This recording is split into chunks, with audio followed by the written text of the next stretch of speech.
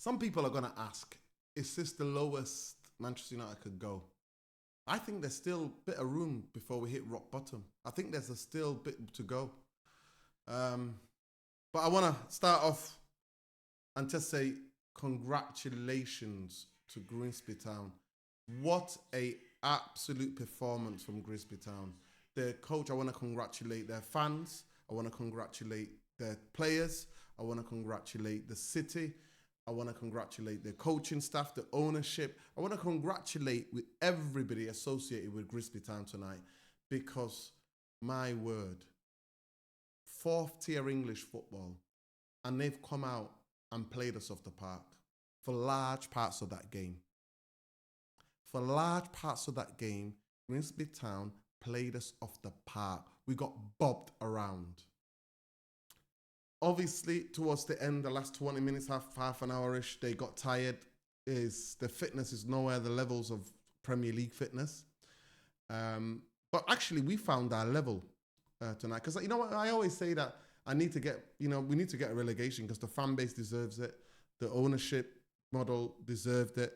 Ineos, what they're doing now, deserves it. All these prima donnas deserve to go get relegated. And I really think that maybe we need to cleanse that off, wash this bad vibe, this toxicity, and then hopefully maybe somebody else can take over the football club and run it like a football club.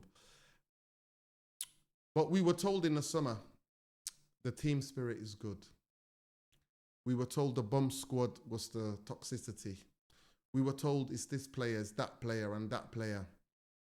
And we were told the spirit is good, the training is fantastic. He's turned it around. Amarim's talking about being here for 20 years. I don't actually blame Amarim. Like I've always said to you, I'm not going to rant, I'm not going to scream, because I didn't have any expectations. And I've been telling fan base, and this channel, the community has been telling the fan base, stop being giddy, stop getting excited, stop twerking for Ineos. And people were sending me, some United fans sending me messages calling me, you're the most negative. Your community is the most negative. We're so glad you're shadow banned. Blah, blah, blah. Free Palestine, by the way. Love to everybody. But, so I look at this and I think the football club spends loads of money, millions throughout the years on propaganda and the PR. That's what this football club is. It's Manchester United. We all said last season, and I told you before even he came, I said he vacates the midfield.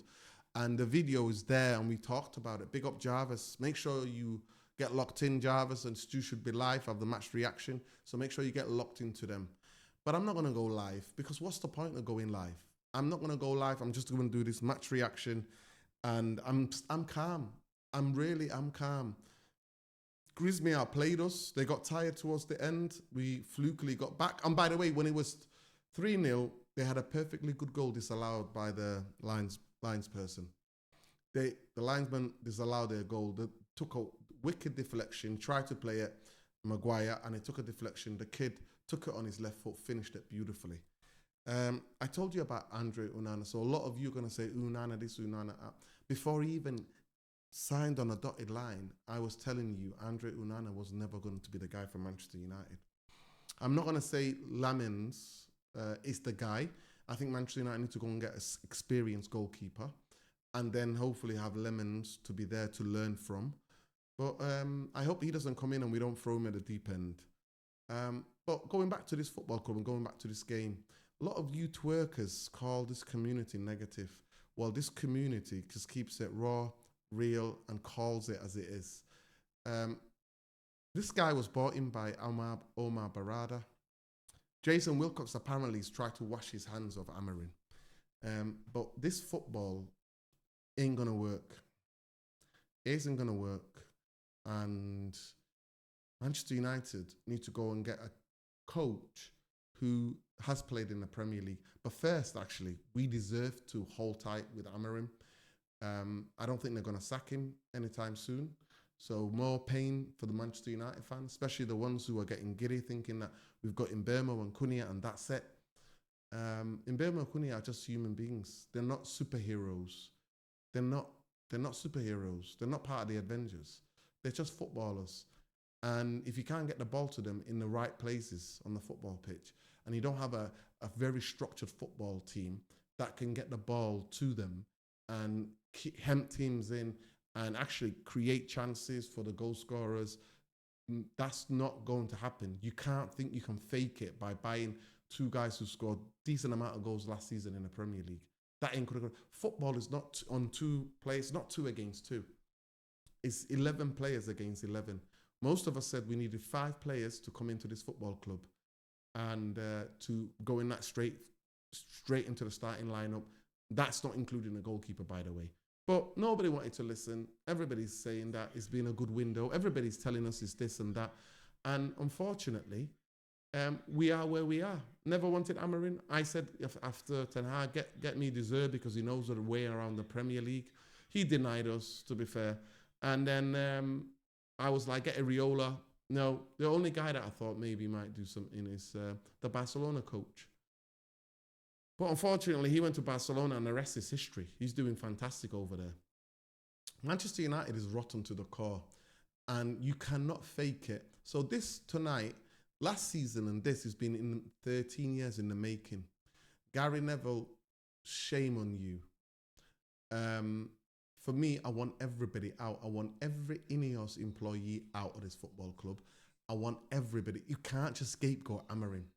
If you think you're just going to scapegoat Amorim, you are deluded because how many managers have we sacked and what has changed? Tell me what has changed. Significantly, what has changed in the Premier League? Nothing has changed. Nothing keeps changing. So sacking Amorim ain't going to be it. The owners have to go. They have to take their all fake football structure with them. That's what they need to do. And shame on the people who are like, oh, I'm not going to protest because we've signed Mbeumo. The bootlickers are out there. The sheep are there. But they're having a meltdown now on X. But Amorim, one thing I will say about Amorim, if you're the face of the football club and you're supposed to be the leader of the football team, at least stand up with your coaches and do what other coaches do to give the players a bit of support. At least do that. Stop hiding. Stop hiding. Why are you hiding? Why are you sitting down in the dugout hiding? What are you doing? What are you doing? He came out, this guy, to be fair to him, he's quite honest. He said he's an inexperienced coach. He's a young manager. That's what he said. The club kept him after he threw in the Premier League last season for the Europa League. He still kept his job. And I ask you the question, would any other top football clubs, oh shit, I can't really ask that question because we're not a football club. And some of you don't get it. We're not a football club. I repeat, we're not a football club. We're a brand that is built on propaganda and PR and spin and more spin and more spin. And some of you don't get it through to your thick heads. I'm not shouting, I'm not screaming. There's nothing to shout. I shout when the game's on, but I was laughing my head off. After finishing 15th last season, I was thinking championship, but actually, maybe league, the 4th tier of English football is our level. Maybe this is our level. Maybe this is our level. Maybe the football club needs to just be wiped and then start built back again. Maybe that's what needs to happen. Maybe that's what needs to happen. We're £1 billion in debt. We paid £1 billion in debt refinancing. And 20 years ago, the money that they borrowed to buy the football club is still there. And they're building a tent in a couple of years' time, apparently 5 years' time. They're building a tent. But it is what it is, people. I'm not in the mood to rant. I'm not in the mood to talk about this because what's there to talk about? But I'm still going to say, I don't think this football, well, it's not a football club, but this brand has hit rock bottom. This brand has not hit rock bottom. This brand still got to go low for me. But again, I sum it up by saying, fantastic Grisby Town. I'm so happy for your football club. Those players, those young players that play tonight, they made Grimsby Town proud. And I think they would give certain teams a game at their ground. The players, we're going to be here all night if we're going to talk about them. But yeah, Unana, all of you are all of a sudden Unana out. Remember, Therapy Army, URT told everybody in the world, he's not that guy. He was never that guy. And we've got too many of those in our football club. But because the people who own the football club don't have a effing clue.